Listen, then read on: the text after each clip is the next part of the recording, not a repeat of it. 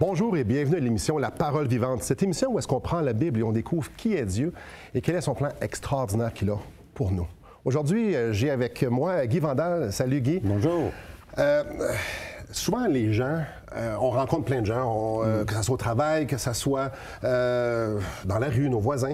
Puis souvent, il y a des gens qui ont des sourires, ils ont des gens qu'on les voit impliqués. Moi, nos enfants vont à la même école. Ta fille enseigne là, tes petits-enfants vont là. Moi, mes enfants ont été là. Puis ça fait des années que je te vois. Tu as un beau sourire, tu joues de la guitare, tu es impliqué auprès des jeunes. Et puis... Quand plus qu'on vieillit un petit peu, on rencontre que souvent en arrière des sourires, en arrière des gens, il y a une histoire. Oui. Tu as écrit un livre dernièrement qui nous raconte une portion de ton histoire, quelque chose que tu as vécu, qui nous ouvre la porte sur un peu qui tu es et ce que tu as vécu. Et comment Dieu t'a emmené, accompagné dans une certaine saison de ta vie. Juste pour que les gens puissent bien te connaître, j'aimerais ça peut-être dans les prochaines minutes que tu puisses nous raconter un peu qui t'es, ton arrière-plan, comment tu as rencontré Jésus. Puis après ça, au fil de l'émission, on va débouler un petit peu sur comment Dieu t'a intervenu d'une façon précise à une certaine époque. Donc, je te laisse la parole, peut-être te présenter un peu. Moi, je suis originaire de Beauport, en premier. Je suis né là. Mes parents aussi sont nés là. Pas ma mère, mais mon père. Et je suis issu d'un milieu catholique. OK. Alors, c'était très catholique, si on peut dire, pratiquant chez moi. Puis j'étais dans une éducation assez rigide, assez traumatisante même, parfois. Mais tout ça, mais en gardant à l'esprit que, pour moi, dans ma tête, il y avait un Dieu qui existait dans ma tête, mais c'était un Dieu que je connaissais pas l'accessibilité. Ce que j'entendais, j'étais servant de messe, j'étais tout ça, je me retrouvais pas là-dedans. Okay. Déjà là, puis j'avais pas encore pris de décision. Alors c'est ça, j'ai fait des études primaires, secondaires, collégiales. Et j'ai travaillé dans un tout autre domaine pendant 30 années dans une compagnie d'assurance. Et ça m'a amené... durant ces 30 années-là, j'avais mon grand ami d'enfance qui a rencontré le Seigneur. OK. Et un jour, c'est ça, le jour où il a rencontré le Seigneur, c'est sûr que lui, ça a comme explosé, là, mais tout est explosif dans sa vie de toute façon. Fait que ça l'a explosé à un point tel où j'ai dit de se tasser de mon chemin. Calme-toi un peu, là. Calme-toi un peu, là. Moi, je n'ai pas envie d'entendre parler de ce message-là. Jésus, Dieu, c'était comme pas tant. Non. Puis je l'avais invité à faire parce qu'il était excellent en animation. OK. Je l'avais invité à notre partie de bureau. Faut pas oublier que je suis encore dans le monde, là, puis je suis encore là. Ouais. J'ai dit, tu vas venir faire l'animation, tout ça, mais il est arrivé là, puis il s'est mis à parler du Seigneur. Je voulais fondre. Toi, tu voulais faire le party. Moi, je voulais faire le party. Qu'il fasse lever le party. Ça. Là, il parle de Jésus. Mettons que c'est pas nécessairement un bon mix tout le temps. Là. Non, c'est ça. Lui, il parlait de Jésus, mais j'ai eu l'impression que les gens écoutaient plus ou moins, étaient comme... Okay. Mais moi, je voulais fondre parce que là, c'est quelqu'un que j'avais vendu pour l'avoir comme animateur. Puis il n'a rien fait de ça, de la veillée. Là. Il y avait des congas, puis des bongos, puis il a joué... Puis il y avait quelqu'un avec lui qui mettait de la musique. Puis c'était rien que ça, finalement. Mais il voulait passer son message au début. Puis ça, moi, ça m'a mis dans une colère là, assez... que j'avais dit, là, si tu me vois d'un côté du chemin, toi, traverse l'autre bord. Là, parce que à ce point-là, tu sais, Puis à un moment donné, il y a comme... Ma femme, elle était plus ouverte. Elle avait déjà une ouverture au Seigneur. Puis elle aimait ce qu'il disait. Puis elle me disait, ça serait le fun qu'on l'invite, là. Puis moi, ça faisait déjà quelques années que j'avais dit de se tasser de là. Fait que, elle dit, ça serait le fun qu'on l'invite, qu'on discute de ça, tout ça. Puis à un moment donné, j'ai dit, bon, elle m'a eu quasiment l'usure, là. J'ai dit, regarde, on va le faire venir, là, puis on va écouter qu'est-ce qu'il y a à dire. Alors, il est venu chez moi ce soir-là. Puis là, c'est sûr qu'on est venu sur le sujet de la foi, puis tout ça. Puis... il me demandait pardon pour toutes sortes de choses que je ne voyais pas où il m'avait offensé. Là, mais il s'est mis à nous parler de ça. Et là, moi, naturellement, j'avais l'impression qu'étant issu d'un milieu catholique, mon père a été un des premiers diacres permanents et ordonnés au Québec. OK. Fait que pour moi, c'était comme la référence que j'avais. Je disais, regarde, tu ne viendras pas me parler de religion, là, je connais ça. C'est ça. Je connais ça. Ouais. Mais c'était tellement différent de ce qui amenait, puis je posais des questions. Puis là, lui, à tout bout de champ, il revenait sur le fait que, écoute, Guy, là, tu me dis que tu voulais pas en entendre parler. Moi, je veux pas te tanner avec ça. J'ai dit, laisse-moi faire. J'ai dit, mec, je suis tanné de poser des questions, moi, te le dire. Mais là, moi, j'en avais plein de questions. Puis on dirait que j'avais l'impression qu'il y avait une fenêtre qui était en train de s'ouvrir devant moi. Il y avait une accessibilité. La parole de Dieu, c'était plus rien qu'un livre. C'était de la façon qu'il en parlait, là, c'était tellement vivant que moi, j'étais attiré par cette vie-là. C'est cette vie-là qui m'a attiré. Fait que j'ai dit, OK, je vais réfléchir à ça. Sais-tu, Puis ma femme, elle a tout de suite accroché. Elle a dit, oui, moi, je veux ça. Là. Le lendemain, il est revenu. Puis là, on a fait la prière de repentance. Puis on a fait mais vraiment, là, moi, là, ça s'est fait. Après, on a fait les 7 paroles. C'était une activité là, où il y avait dans le temps de Pâques. Oui. Puis là, à un moment donné, le pasteur invitait, à cet endroit-là, le pasteur invitait à prendre le repas. Mais à tous ceux qui avaient mis leur foi en Jésus-Christ. Mis leur foi. Fait que là, Martin, à ce moment-là, s'est viré à mon oreille, il dit, c'est à toi de décider qu'est-ce que tu veux. Je l'ai regardé, puis j'ai dit, je sais ce que je veux suivre le Seigneur. Fait que j'ai vraiment accepté le Seigneur en prenant le repas du Seigneur, en étant conscient de ce que c'était aussi, parce qu'il m'en avait parlé déjà, tout. Fait qu'à ce moment-là, ça s'est fait dans les années 89-90 à peu près, environ. Et j'imagine qu'après ça, ta vie a été complètement transformée, qu'il y a eu... Oui, ça a été transformé. D'abord, c'est sûr qu'il s'est fait des distances face à moi, dans ma propre famille, dans des amis qui se sont distancés. Ton langage change, tes priorités changent. Les priorités changent.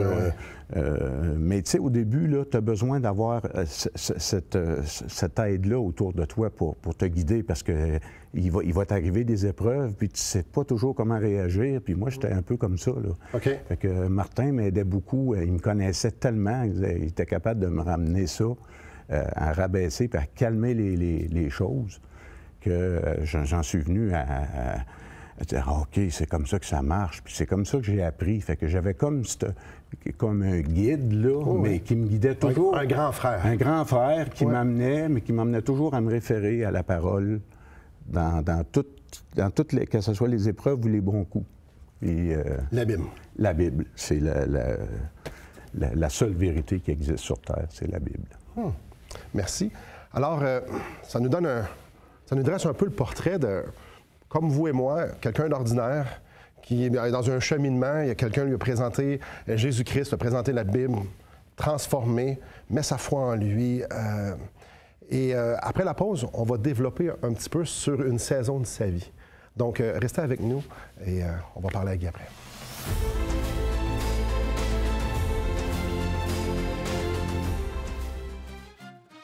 C'est Simon Ouellet de l'émission La Parole vivante. Joignez-vous à moi pour un magnifique voyage en Israël. Ensemble, du 2 au 15 novembre, nous marcherons sur les traces du Seigneur Jésus. Nous ferons un tour complet des endroits clés. Nous visiterons Jérusalem, la Galilée, le lac Tibériade, Capernaum, le mont des Béatitudes, la mer Morte et sans oublier une incursion à Pétra. Ce voyage changera certainement votre compréhension des Écritures. C'est une invitation à ne pas manquer. À bientôt!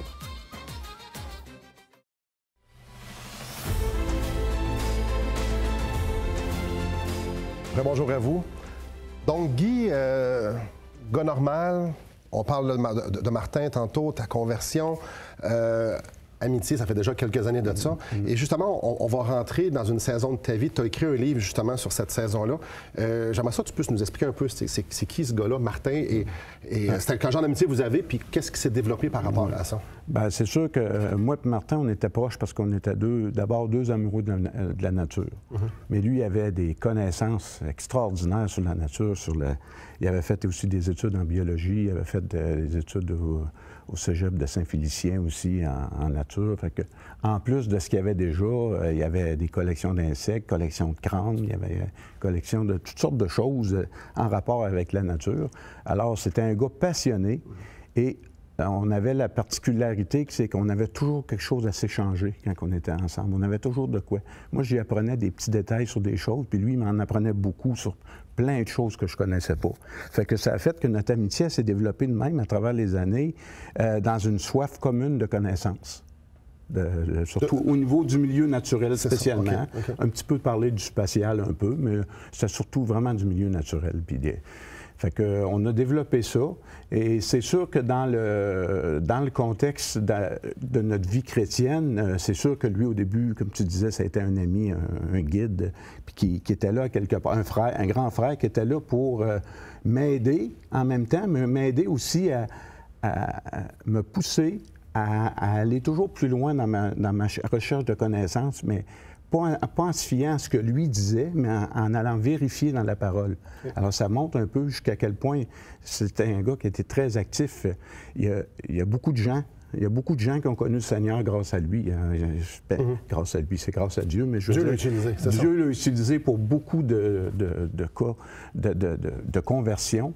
Et moi, ça me passionnait beaucoup. Fait que comme ça, on tranquillement, pas vite, on s'est comme associés, mais lui, il a eu des downs aussi dans sa vie. Il y a eu une période, bon, il a rencontré une fille, qui a eu accidentellement une enfant de cette relation-là. Mais c'était pas un accident. Quand Dieu permet que ces vies-là continuent, bon.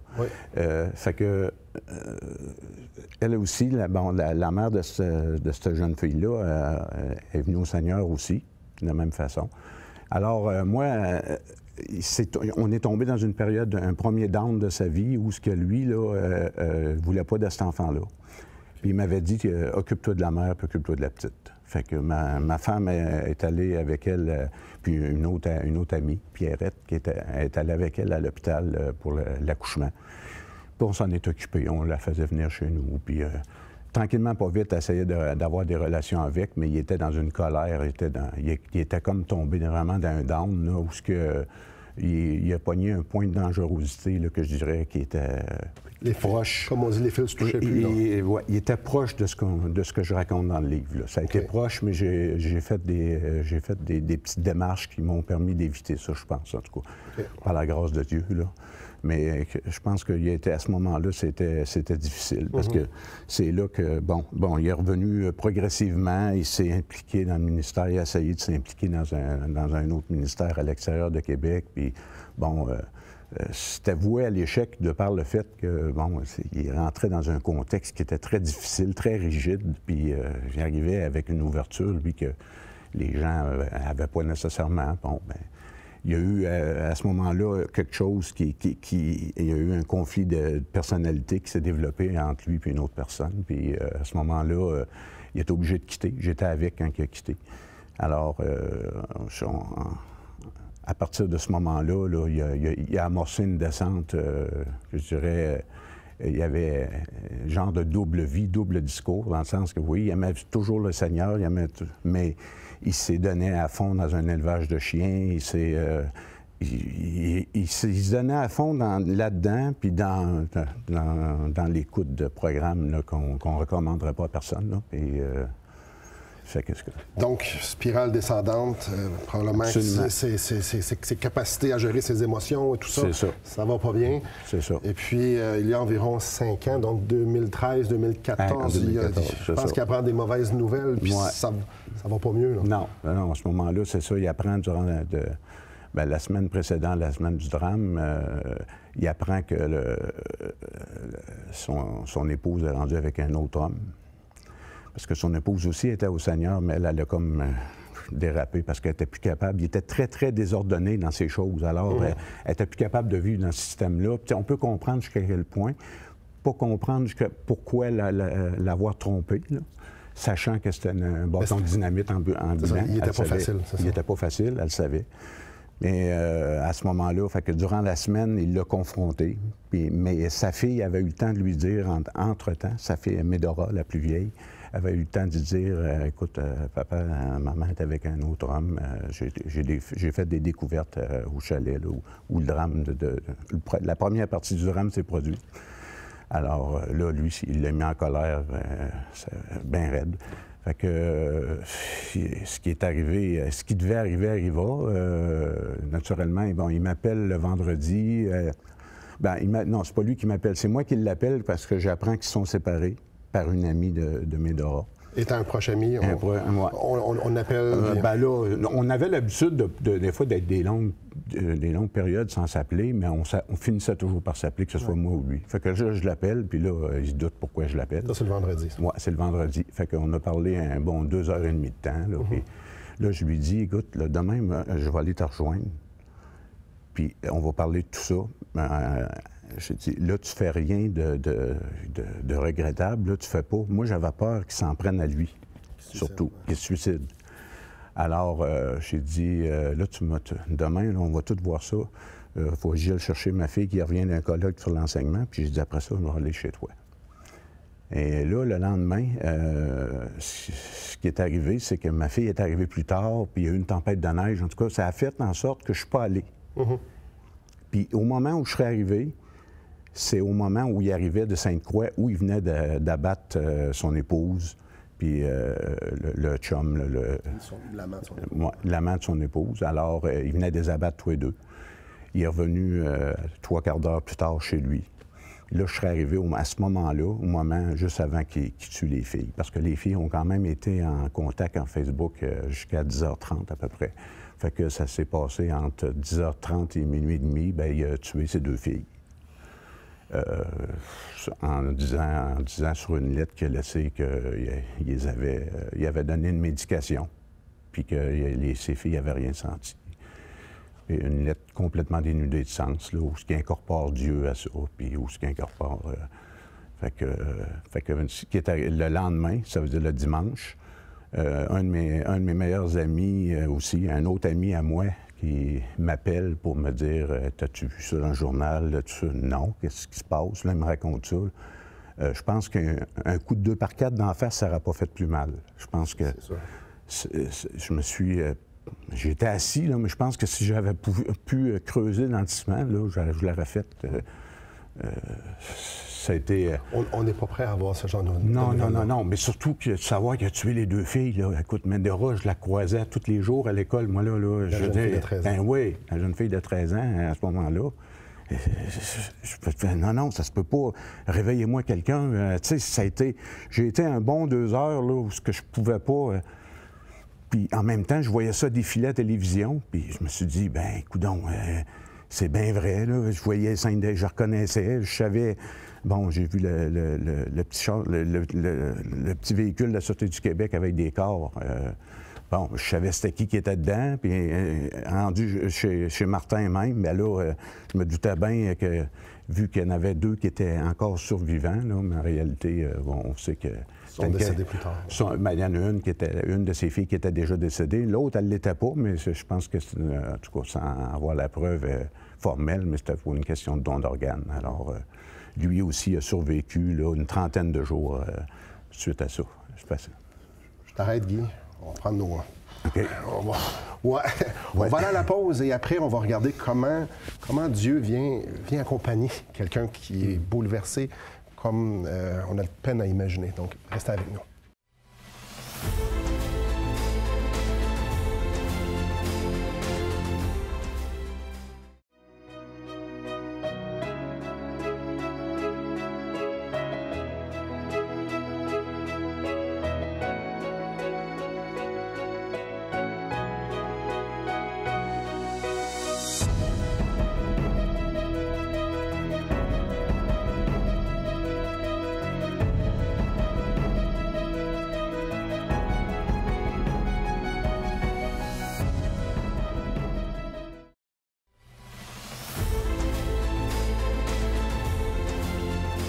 C'est fascinant. Hein? C'est fascinant comment le mal peut atteindre. On parlait de Martin, d'un homme ordinaire qui a fait plein de bonnes choses et à un certain moment donné, les fils ne se touchent plus. Maladie mentale, autre, les fils ne se touchent plus. Comme elle, l'irréparable, quelque chose qu'on ne peut pas expliquer, mais qui cause du mal à une grandeur qui... énorme, tu sais, chez vous, mais il y a tellement de gens, à l'école, à l'école des filles, la famille de son épouse, la famille de l'ami de son épouse, le mal qu'on peut faire est énorme. J'aimerais aller où est-ce que tu as pu trouver du réconfort, où est-ce que Dieu t'a accompagné. Et tu m'as demandé de lire un passage. J'aimerais vous inviter à tourner dans vos Bibles, dans le psaume 25. Je vais lire quelques versets que Dieu a mis sur le cœur de Guy. Alors, je vous les lis. À partir du verset 14 du psaume 25. « L'amitié de l'Éternel est pour ceux qui le craignent, et son alliance leur donne instruction. Je tourne constamment les yeux vers l'Éternel, car il fera sortir mes pieds du filet. Regarde-moi et aie pitié de moi, car je suis abandonné et malheureux. Les angoisses de mon cœur augmentent. Tire-moi de ma détresse. Vois ma misère et ma peine. » Je vais sauter ici au verset 20. « Garde mon âme et sauve-moi, que je ne sois point confus quand je cherche auprès de toi mon refuge. » Comment Dieu est venu t'accompagner là-dedans? Bien, je dirais que ce passage-là, d'abord, ça a été au soir du dimanche. J'ai juste ouvert, puis je suis tombé par hasard. Une Dieu-sidence. Comme par hasard, je suis tombé sur ce passage-là et ça m'a fait un peu du bien parce que moi, c'était une peine d'amitié qui venait de s'installer aussi, là. Je venais de perdre mon ami, mais je venais de perdre... qui s'était transformé en meurtrier, là. Je ne pouvais plus cacher ça. Alors, c'est sûr, bon, j'étais déjà en thérapie avec une psychologue chrétienne, qui avait pour prénom Sonia, qui, elle, déjà m'aidait suite à une dépression que j'avais faite. Puis en plus, en 2011, j'ai cessé toute consommation d'alcool parce que ça devenait problématique. Puis j'avais surtout pas les moyens. Et fait qu'avec elle, j'étais déjà dans un processus de thérapeutique. Alors, c'est sûr que je l'ai contactée tout de suite. Puis, mais le Seigneur avait, dans ce que je vois là-dedans, c'est que le Seigneur avait déjà préparé, à partir d'une dépression, à partir d'un problème d'alcool, avait déjà préparé le chemin pour que je ne me ramasse pas tout seul le jour où ça arriverait. Lui, il le savait, moi, je ne le savais pas. Fait que, à partir de là, j'ai pas senti, en aucun moment, j'ai pas eu de révolte face à Dieu. J'ai juste dit, bon, il y a un bout que tu l'as pas échappé, mais là, je te vois pas, là. Je comprends j'ai pas. j'ai trop de peine en dedans de moi. Puis mes enfants aussi, en avaient. Parce que c'était un oncle pour mes enfants. C'était un oncle, là. C'est peu de le dire, là. Il a aidé ma fille durant ses études universitaires d'une façon... il a acheté un char. Il faisait partie de la famille. Il faisait partie de la famille. Fait que... à partir de là, c'est comme si, bon, Sonia prenait le relais. Et à toutes les semaines, j'avais l'opportunité d'aller la rencontrer. Puis, elle n'était pas avare de son temps. Là, ça durait toujours un peu plus qu'une heure. Là. Ouais. Puis, fait que, à travers tout ça, on a comme décortiqué tout ça. Puis, malheureusement, j'avais commencé aussi à parler avec l'ami qui m'avait prévenu de ça. Puis, bon, lui est décédé quelques années après, malheureusement, fait que d'un cancer. Fait que j'ai pas pu aller plus loin avec là-dedans. J'ai pas pu faire, mais durant les 4 années suivantes, j'étais moi-même en mode de guérison. Ouais. Alors, je n'étais peut-être pas le plus équipé pour aider d'autres ou d'aller... mais il reste que le Seigneur... dans toutes les étapes, le Seigneur est venu. Je sentais ça comme si j'avais sa main dans le dos. Comme si tout le temps, il me poussait vers quelque chose. Il arrivait des événements qu'on peut expliquer. Il arrivait des choses que... Il n'y a rien que lui qui peut permettre ça. J'étais là, il n'y a rien que Dieu qui peut permettre ça. Il n'y a rien que Dieu. Puis, j'avais pas à me répéter ça longtemps. C'était d'une évidence. Fait que tout ce que j'avais acquis au niveau chrétien, de connaissances dans la parole, un paquet de versets qui me revenaient, j'aurais de la misère à tout te donner à la liste, mais il y a tellement de passages qui me revenaient, j'avais l'impression que lui, autour de ça, il me nourrissait à travers des choses que j'avais déjà lues, que j'avais appris avec Martin, que Martin m'avait enseigné. Mais là, on était dans une autre dimension, là, à partir de ce moment-là. Si je comprends bien, au lieu de lever le poing, dire Dieu, qu'est-ce que tu as fait là? Plus, c'était te réfugier. Ouais. Puis comme un bon père, il t'a pris, puis il dit, regarde, je vais t'accompagner, je vais te bercer. Il te rappelait à quel point il t'aimait par sa parole. Il a mis des gens alentour de toi. Il y a plein de circonstances. Puis il dit, regarde, Guy, je vais prendre soin de toi, t'es mon enfant. Je vais prendre soin de toi, même si t'as mal. Fait qu'avec un drame qui n'a pas vraiment de mots pour te décrire. Non. Dieu est venu avoir un ministère énorme dans ton cœur. Oui, oui. Est venu partiellement et de plus en plus le guérir encore. Tu marches aujourd'hui. Je trouve ça formidable. Je t'écoute parler de la noirceur et des ténèbres indescriptibles. Dieu vient mettre sa lumière, vient mettre son amour, son baume sur nos cœurs, puis il vient faire ce qu'il fait de mieux, nous aimer. Chers amis, prenez la pause pour un instant. Je vais juste vous poser la question, est-ce que vous le connaissez, ce bon papa-là? Ce bon père qui s'appelle Dieu, qui vient nous accompagner quand ça fait mal et qui vient nous montrer à quel point il nous aime. Est-ce que vous le connaissez? Restez avec nous.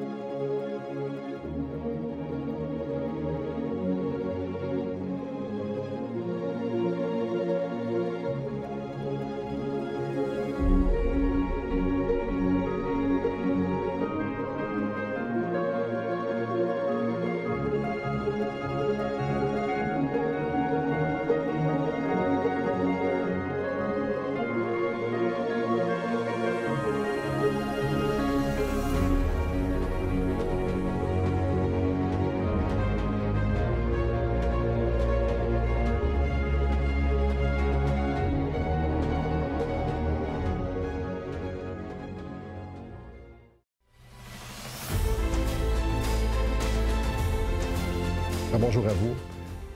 J'aimerais qu'on se laisse avec la vérité, une vérité à propos de Dieu en tête.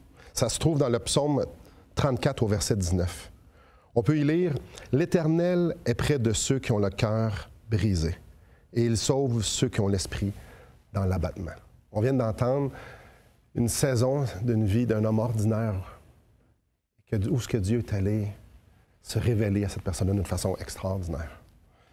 Merci beaucoup, Guy, pour ta transparence. Et merci aussi pour ton livre « Survivant de l'ombre » qu'on trouve en librairie. Où est-ce que c'est un livre thérapeutique. Où est-ce que tu nous racontes un peu ce cheminement-là, ce que tu as fait dans quelques instants aujourd'hui, en longueur et en détail.